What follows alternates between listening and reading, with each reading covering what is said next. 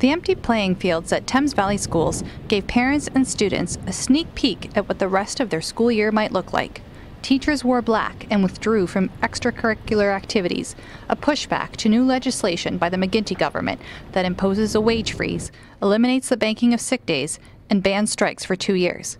Elementary teachers' local union president Philip Mack says the frustration has been building for a while. I think they're starting to say, well, if we're going to be devalued the way we have been devalued by the government, then we're going to respond in the way that we feel is appropriate. We don't need to do these things that we've been doing for a long time voluntarily.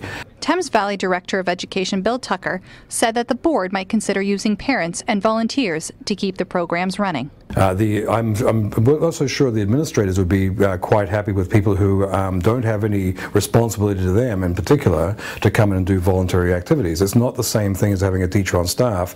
After-school activities at schools, most notably sporting events, enrich the school experience for all students. Not surprising then that students have some concerns. It kind of sucks because I wanted to continue with everything going on in school and didn't want to be bored after school at home doing nothing. So are you worried that it might continue? Yeah, actually, because then we won't be able to do any of the performances at the music nights or any of the assemblies, so that would be pretty lame. If it ends up being longer, that means I can't wrestle, so if they do that, then I'll be pretty upset. At South Secondary, the senior football team took matters into their own hands and ran their own practice. We don't think it's a problem. I mean, the coaches said they were going to just take a day, and it's better than taking a day than the whole season. So I think if they have their rights when it comes down to it, because they are putting their time in for us.